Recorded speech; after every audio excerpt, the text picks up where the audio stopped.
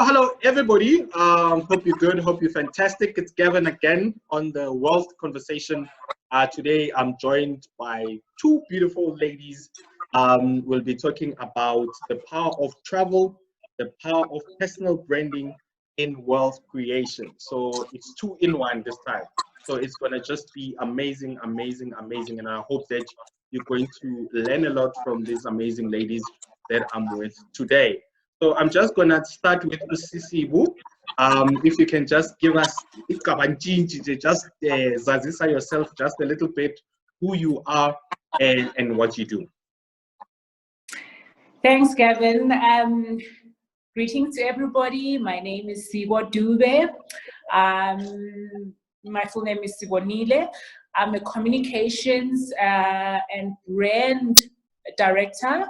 I work a lot around creating corporate brands, as well as growing them and making them visible. Also, I take care of the reputation of the organizations that I normally support, ensuring that they've got a good reputation out there, good visibility and engagement with their stakeholders. Awesome. I hope that sums it up. Yes. Nicely. So thank you so much. Thank you for availing yourself and welcome, to this, I think, very important discussion that we should be having.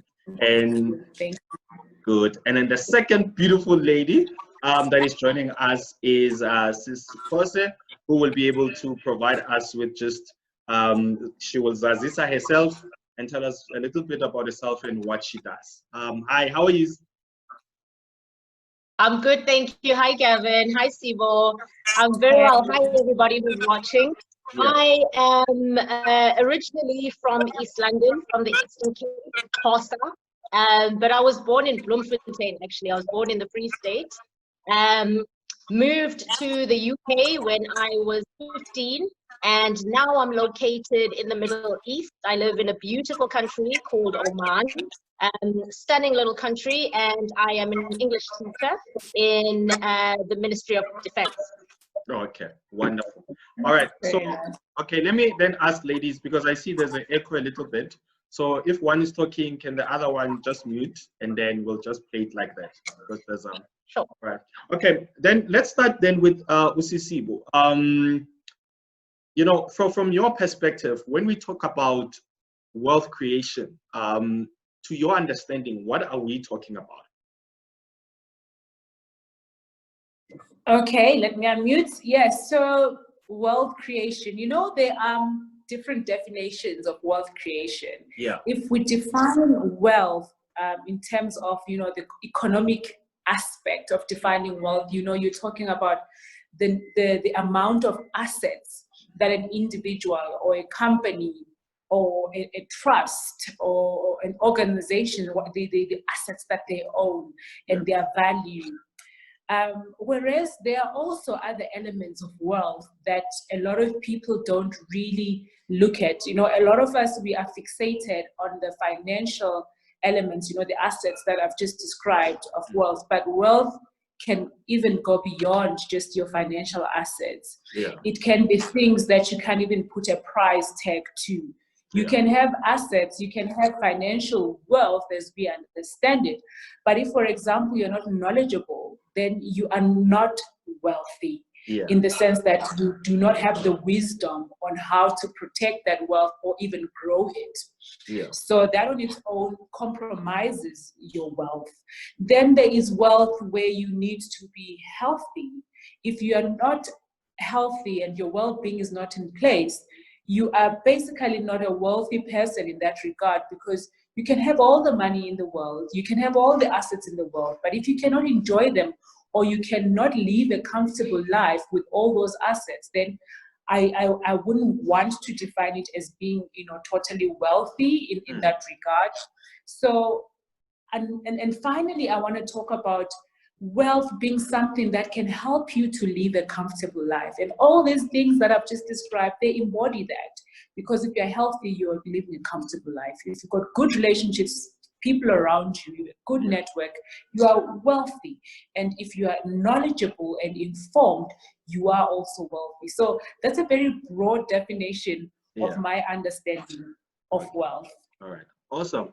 So I will then pass the very same question to you, Sis Sikose, just to also maybe give us a perspective, your perspective around the definition of what wealth creation is to you. Oh, I think Usisi will put, like, she hit the nail on the head there. Like everything she just said, I want to piggyback off of that. Usually when we think about wealth, we immediately think money, things, you know, property, etc. But I mean, my background is linguistics, so I love words, I love languages, and when I think about the word wealth, the synonyms like multiplicity, you know, a multitude, excess, having a plethora of things.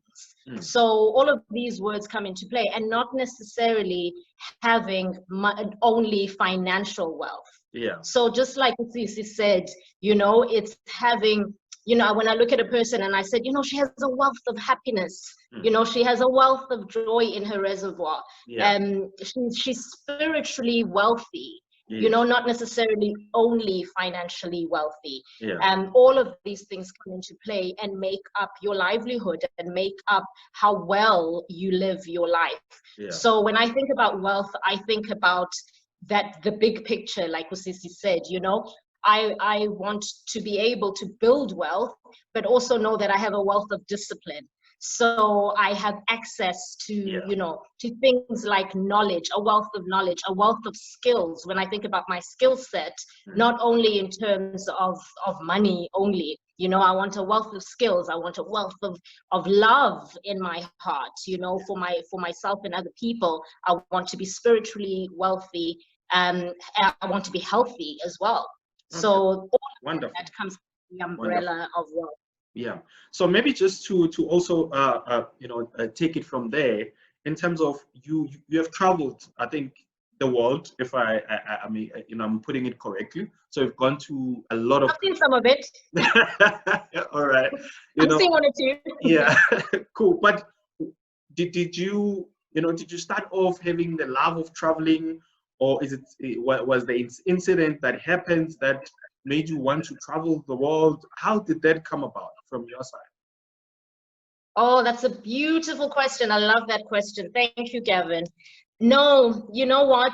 I always have, I'm somebody who is very centered in my curiosity. So I'm always curious. I was like, I had cousins growing up when I was living in East London. I was very curious. I had cousins who lived in Pretoria and Johannesburg. And I always dreamed, like every time they would come and visit, and we'd go at Sky, and they would tell us stories about what's happening in Gauteng. And I'd just be like, wow, you know, I had a curiosity and I wanted to see that place. So it's always been there. I don't know if I've always called it. I don't think I've always called it a love for traveling, but I've always known that my curiosity wants to satisfy itself by seeing other places. So I guess the seed was always planted in that respect. And I'm also very conscious that I come from a people who, you know, who were living in a time years and years ago, not too long ago, where they had things like itompasi and they couldn't travel. So I take the opportunity to travel very seriously. And it's something that brings me joy, but I also don't, I don't take it for granted. So I guess the seed was always planted somehow. And then it just grew when I moved out of South Africa. Okay, awesome. Sisi, now, when we talk about personal branding, a lot of people can't really define what personal branding is, but we know that it has power. Now, to somebody that hasn't really understood what this is all about, how would you define what personal branding is? That's very true, Gavin. A lot of people don't understand that concept. It's quite easy to understand the branding of a, say, a car. A car like, let's take for example the Mercedes-Benz. It's associated with wealth, for example.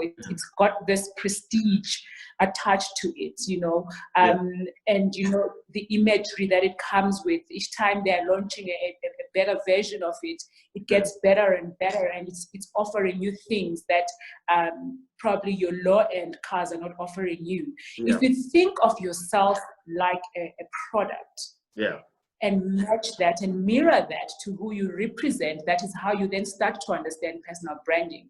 As the example that I've just made, the Merc, it symbolizes prestige. So if you as a person want to symbolize a certain thing, it's the way that you need to work on yourself in order for you to present yourself in that way. And by the way, it does not mean you must fake yourself. Be authentic. You take out those things, those qualities that make you unique, that make you stand out against other people, and work on those and make them stand out. So the Mercedes-Benz, for example, will not position itself along the lines of you know, the cars that entry-level cars. Take, for example, back then you had your Golf, you know, the city Golf. That one. That one. It was associated with people who are not pedestrians. At least I'm not catching a taxi, but I've got a car. I've got my own wheels. I can take myself around. You are differentiated in that way, that you're not depending on public transport. At least So as you get better, as you grow up, you start owning different versions and different brands. So personal branding is the same. Understand where you are at in your life, at what point you are in your life, and the things you need to work on. Stand out uniquely and embrace the strengths that you have, and stand out with those strengths. And what you need to do is to invest on those things. I think I heard Usiti earlier mentioning about skills, you know, and working on skills as a person that is working on, you know, education in the education industry. She knows what it means to work on somebody's strengths. Now, as a human being, if you want to grow your personal brand, work on your strengths, make them stand out, and work on those things that make you different from somebody else based on your unique strengths and your skills and your talent. Right. Wonderful, wonderful. Thank you so much for that. And Sikose, now for the past 2 weeks now in the office, we've been traveling the world. And of course, the office, we have white people, we have black people, right? And with the white people, a lot of them have traveled, like hectic, you know, to Europe and all of that stuff. And then when it came to us, you know, I think I was the only one who has been outside the country, which for me was sad. You know, it was very sad. Because when you listen to our counterparts and then they're talking about traveling and all of that stuff, and you can hear that the wealth of knowledge that they've picked up in those travels. But how can we somehow encourage traveling in our communities? Because obviously we need to also take in account that, you know, the economic scales are not the same, but how can we encourage that if we can at all? I think that's such an important thing to note, Gavin. And the reality is that, you know, once you have traveled, and I know this for myself as a young Black woman, having traveled has given me access to people that I wouldn't ordinarily have access to. And so in our communities, in the Black community, we definitely need to start showing. I think conversations like this are very, very important. For me, I think of myself as, you know, Mntu waseMonti, you know, young girl from East London, and I'm not necessarily from a very wealthy background. I'm not from a wealthy background at all. The first time I ever left South Africa was when my mother moved so that we could go and get a better education and a better future.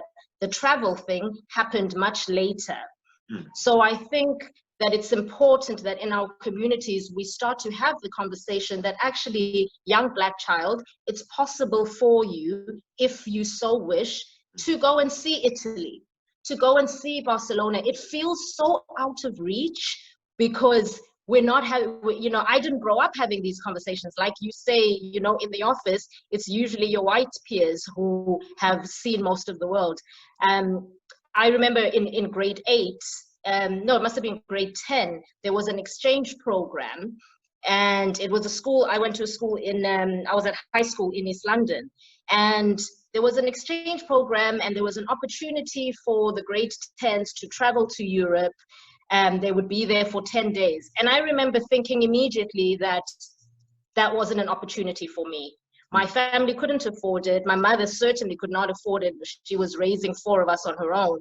And I remember immediately thinking and blocking that, thinking, and I mean, I was a 14-year-old young child, thinking like that, thinking that, no, this is a world that I don't have access to, when actually that's not necessarily the truth.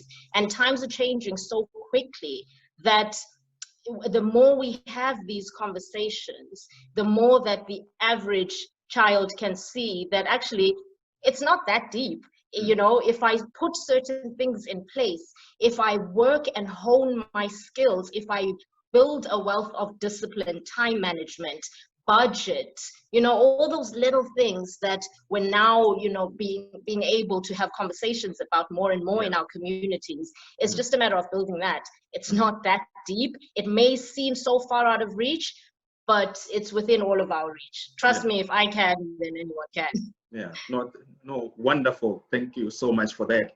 Now, Sisi, now on the same breath, right? So, I mean, that kind of discussion where a lot of, you know, a lot of our people in our communities, they see these things far off, like it's not their own, right? They can't do them.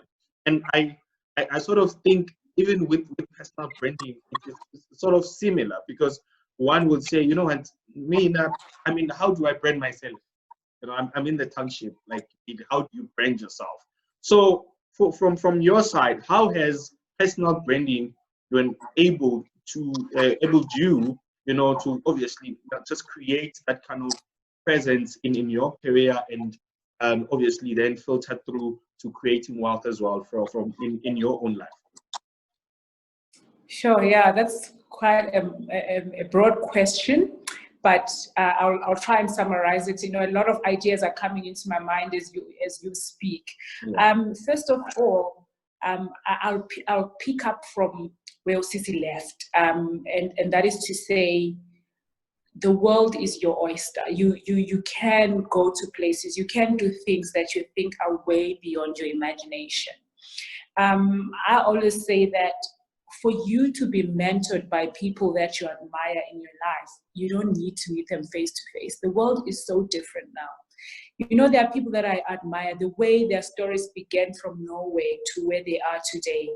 If you think about somebody like Oprah Winfrey, for example, she owns one of the biggest production companies, and she's got the biggest talk show in the world. And if I'm a girl in the township and I would like to get there someday, or I want to do something similar or something along those lines, I don't need to travel to the US to meet Oprah. There is digital means now. Read about somebody, read about their work, the things that they have done. Go onto YouTube, listen to them. Like, you can get a lot of insights and information. There's like tons and tons of information online. In this day and age, we don't have an excuse not to have information. Information is at our fingertips. It is out there. Cities like the city of Tshwane have made Wi-Fi available in the city center for free. You can browse for as long as you like. So look for information. That is how you can grow yourself, and look up to people that have been there before and done that. And somebody might say to me, oh, you're talking about Oprah Winfrey, she's in the US, and you know, already she was born into privilege. That's not true. Oprah was, in fact, her parents left her when just after she had been born. They left her on a farm with her maternal grandmother. And they never got married, these people. They thought she would live, grow up, and die in that farm. Yeah. I mean, that is what they thought. But look at her now, because she was a dreamer. She had people that believed in her. So surround yourself with people that believe in you and believe in your dream. network yourself with those people that will help you accelerate and grow your dream, and look for information all the time. I'm one of those people as well that can attest to what Usisi has just shared around the power of travel. Not all of us may have the finances to travel as things stand now, but again, go onto YouTube. You can virtually visit Barcelona, the example that she talked about. Those are beautiful places. Yeah. Europe, Asia, India, you know, all those countries, they're beautiful places. I've had the privilege to work with colleagues from different parts of the world, and being able to present to them on global stages, show them that we do have wealth in Africa in terms of the skill set, that we can speak good English, that we can think strategically. It changes their worldview as well, because the picture that's been painted about Africa is really a negative one. But when they see people like us, when they go to Oman and they find someone who's as eloquent, you know, teaching their children the Queen's language, we are there to build our own brand as Africans. So the world is our oyster, as I said earlier. Go online. You can do these things virtually before you can even do them physically. Oh, I know. I feel there's something that just entered my body right now. Thank you so much for that. Thank you so much. Now, coming back to you, Sikose, now looking at the current environment right now, right? So we're going through a pandemic. You know, every time I talk to a client, I said, you know what, life can change so quickly. I mean, if you told me that in December, I'll need to wear a mask to go and buy bread, I would have laughed at you, right? But we are here today. Now, you know, I mean, obviously, hopefully the traveling bans and all of that are going to be relaxed, and, you know, all of that aspect. But now speaking to somebody right now who is listening to this and says, you know, they never thought in their wildest dreams that traveling was even an option in their lives. You know, maybe give us something practical that one can be able to start to do that can just ignite that fire, you know, to travel. You know, it's something that I can do at home now, whether it might be a social move, so where to, or palale, you know, what can I do that is practical, that can take me a step closer to me actually getting on a plane and going somewhere overseas, or Africa for that matter. You're spot on, Gavin. It's going to be, I think it's going to be a while before we can travel. And I think what we do in the meantime is going to be vital. So when I think, again, I can only talk about my own experience. Like Usisi said, you know, your own personal story is so important. And when I look at Usikose at 10 years old or 11 years old, one of the things that I always did was, now I didn't know I was doing it back then, but now, you know, in retrospect is beautiful. I know that I allowed myself to dream, and I allowed myself to live in my curiosity. And then I'm a list person, so even now, like, I can show you lists and lists of things that I'm like, okay, to do today or to do this month. Start with that. That's a very practical thing. I would say to the little girl in the townships, or the young man in the townships, everyone, start with that. Start by really picturing what it is that you want to do, what it is that you want to see. If you want to go and eat the best pizza in Rome, really see yourself doing that, and then behave as if it's already happening. Really behave as if. And what I mean by behave as if is, when that time comes, will you have enough money in your pocket? So one of the things that I'm really, really concerned about in terms of everybody wants to travel, I always say to myself, am I in a position to travel? Am I traveling outside my means? Can I afford 2 trips to Italy? If I can afford today 2 trips to Italy, or 2 trips to India, or 2 trips to Swaziland, then okay, I can afford it. So really have those hard conversations with yourself, and then know your why do you want to go and travel? Is it just so that you can say, I've done that? Or do you want to get other experiences out of that? So first and foremost, dream it, really see yourself doing it, and then behave as if. And by behaving as if, really hone the skills that you need to become a good traveler. What are you doing to make sure that you are good at time management? You are resilient. When they cancel your flights, like I've seen so many cancellation emails these past 3 months because of COVID.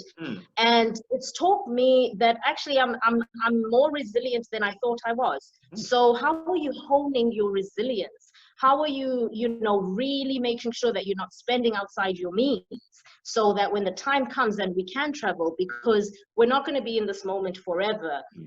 Things will pass. It will get good again. The borders will relax. Will I be ready to take that next trip? And the only way I can determine whether I'll be able to take that next trip is what I'm doing today to prepare myself. Am I behaving as if that time is already here? Because it is coming. Wonderful. I like it. I like it. And Sisi, I mean, maybe just to pick up on that, the power of imagining and the power of the to-do list. Would you say that also applies from the side of personal branding as well? Absolutely. When you are working on yourself as a person, what you aspire to become in the end. Knowing your why, as Sikose has just said. Know your why. Why do you want to get this? I believe in storytelling to drive the point home. Just a few days ago, I was reading about this lady who was sold as a child bride at the age of 11. By the time she was 18, she had 4 children already, had no education whatsoever. And she spoke to her mom about her dreams, to say, this is what I want to achieve. I want to go out. She was in rural Zimbabwe at the time when I was reading about the story when she was a child bride. Her mom said to her, what do you want for your life? And she's like, I want to go to America. And it seemed so impossible, absolutely impossible. This child already at 18 with 5 children. How on earth would she be that? And she said she wants to be a doctor, like do a first degree, a master's, and a doctorate. And that seemed impossible until one day she met a woman who was working for an NGO from the United States. And she, like Sikose, had written a list of things that she wants to do. She said she wrote that list, buried it under a rock, because her grandmother had told her, if you bury your dreams, they are going to one day sprout and manifest and become like a tree. And guess what? As we speak today, to cut a long story short, her name is Tererai Trent. Maybe after this, you may want to go to YouTube or Google and find out about Dr. Tererai Trent and read about her story. So it's important to dream big. And as mentioned before, behave as if it's already happening. Yeah. Start to visualize. And when you do vision boards, that's why when people do vision boards, they will actually put a picture of the house that they're aspiring to live in. The wife that they want to get married to, they already have the features, the qualities of this person. That really intensifies and internalizes the manifestation of what you are dreaming of. Yeah. It starts to come alive in your mind until one day you can touch it, hold it, and feel it and live it.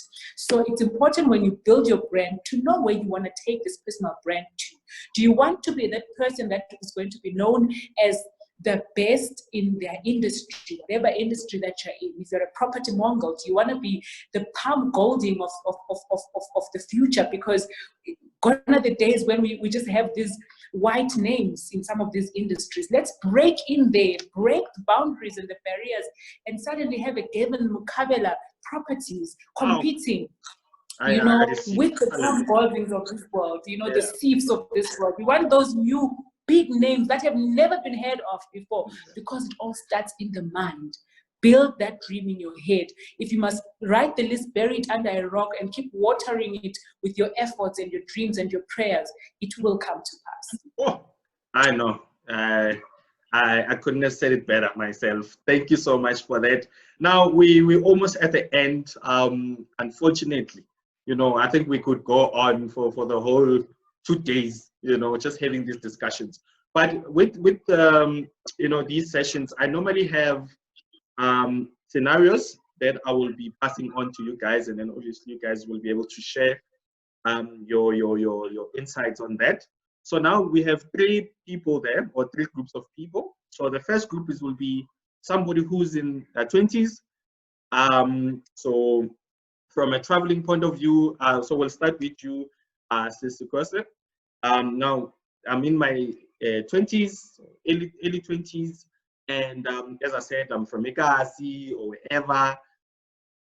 Traveling has never been, part of the scenario. What should I be thinking, and what should I be doing?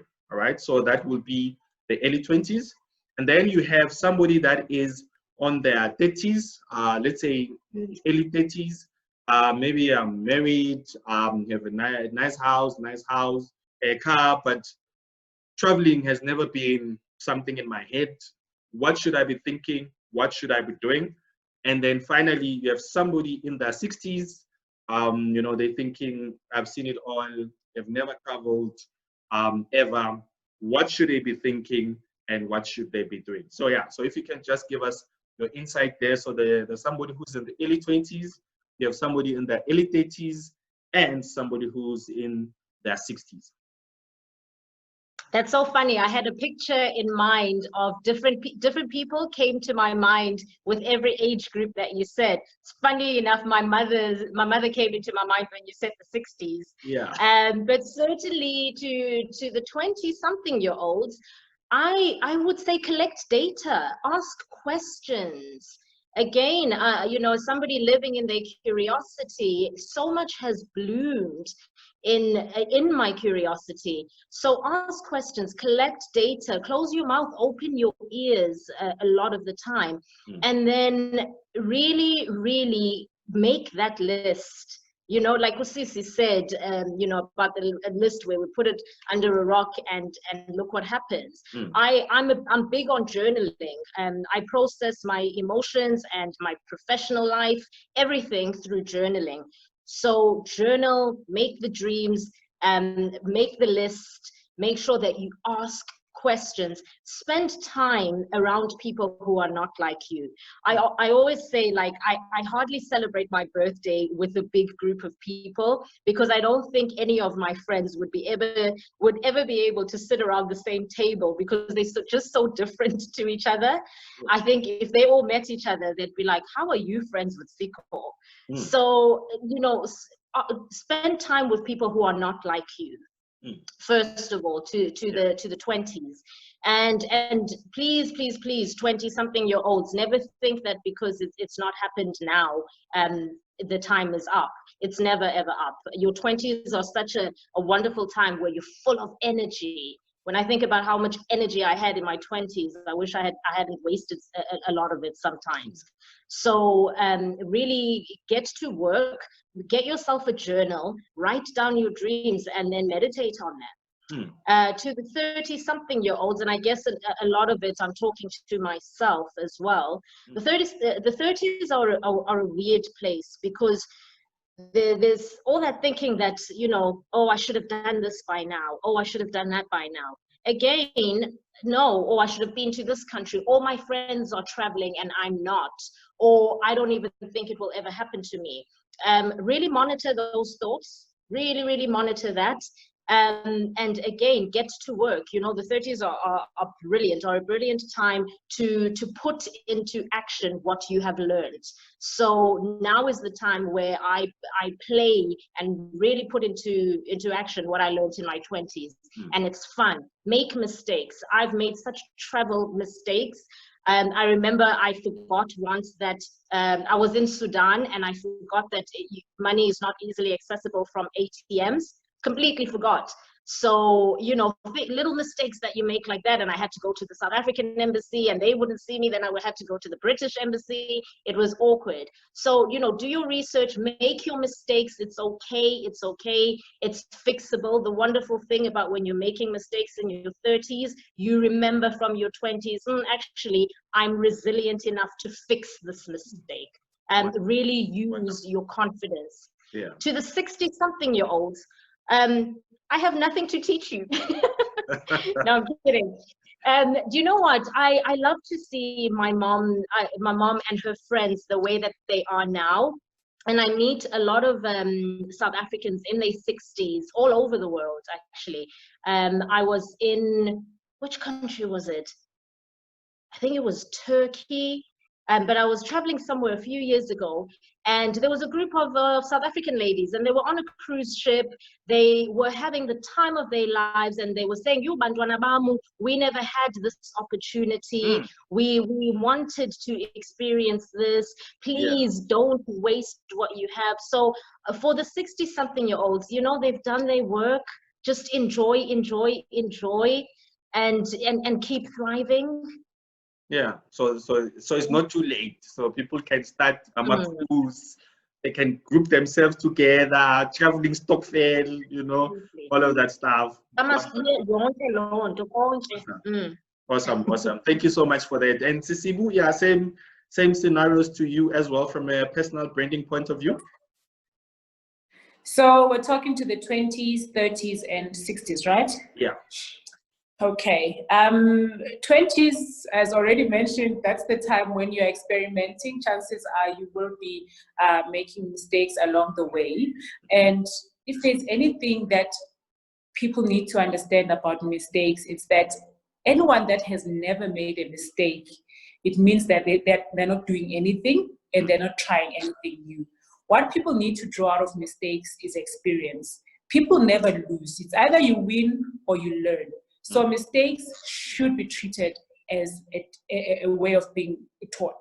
And at the age of when you're in your 20s, sometimes people do have an identity crisis when it comes to personal branding. But that is where the foundation of your personal brand lies. The important thing in your 20s is don't fake it, be authentic, stick to your reality, and don't look at things, don't focus on the lives of other people. Focus on your own. You are the one that knows your strengths. You are the one that knows your gifts, your desires, and your dreams. So don't waste time and effort looking at the dreams of other people. It's okay to learn from others, but it doesn't mean you should change the course of your action just because of what other people are doing. And the biggest downfall for a lot of young people is social media. Social media life looks so glamorous. It looks so good. People are always happy on social media for the simple reason that they will not publicize their failures and the sad parts of their life. So for the 20s, don't take social media as a way of shaping your desired life goal. Shape yourself based on your personal strengths and your talents. And then the mid-30s, you said? Yeah, so yeah, let's say mid-30s, yeah. Mid-30s, we've obviously learned from a few mistakes from our 20s and are still going to make mistakes, even in our 30s. Let us embrace that. And also, that is when you start looking for the important things in life. There are some things that when we're in our 20s, we find important, and we're so desperate to have them.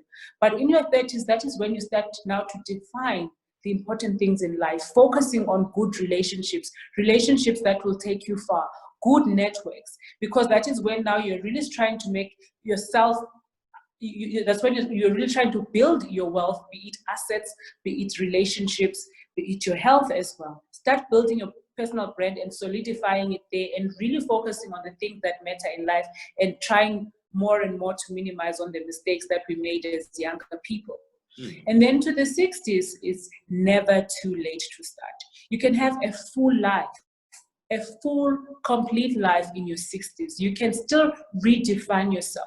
I know of a lot of people whose break came through when they were much, much older, and it's okay. You can still study. You can still have a new hobby. You can still redefine yourself based on your circumstances, because your experiences and the things you knew and learned 20 years ago are definitely not the same. Opportunities are not the same. Grab those opportunities. Never say I'm too old to start something. Wow. I mean, if people are not going to learn from this, I don't know. So thank you so much. Unfortunately, as I said, we've come to the end of this amazing 2-in-1 special, talking travel, talking personal branding in wealth creation. So again, Cisco and Sisibu, from my side, truly appreciate your time, taking your time to really, sharing the wealth of knowledge that you just shared right now. And may God just continue to abundantly bless you guys to the Most High. So thank you so much for being here. And yeah, man, any last words, Nyana, just to get us going, Jay? Say bye-bye. Parting words, Gavin, I just want to say thank you for the work that you're doing. It's important work. I wish I had access to the kind of material that you put out all the time when I was younger. I think it is absolutely paramount that you continue to do what you do. Thank you so much. Thank you. Thank you. On my part, I can only echo what Sigo has just said. To everybody that's listening today, we are living in unprecedented times. It looks like we might not recover. I know as we speak right now, some people have lost their jobs and lost an income and are probably wondering what on earth we're talking about. There is hope. There is hope for the living. As long as you're still breathing, you are able to try and find something out of life. Let's not lose hope. What we're going through, everyone else in the world is going through it, and probably somebody else is going through worse. What we need to be thankful for is to be thankful for life. As we are breathing right now, somebody is probably taking their last breath. Yeah. So it is not as bad as we want to make it seem, because there is still hope for the living. We'll get out of this, and when we do get out, we will grab opportunities and we're going to shine and recover, because this on its own is strengthening us. Yeah. Oh, awesome. So yeah, so I hope that everybody at home, you truly were blessed by this amazing and incredible session that we had today. And again, you'll be able to, there's more episodes that will be coming. So please be on the lookout for that as we, just try and dissect this whole big concept of wealth creation until it becomes a normal thing that we talk about on a daily basis. We keep on going. So yeah, Gavin Mkabela signing out. See you on the flip side. Bye. Bye, guys.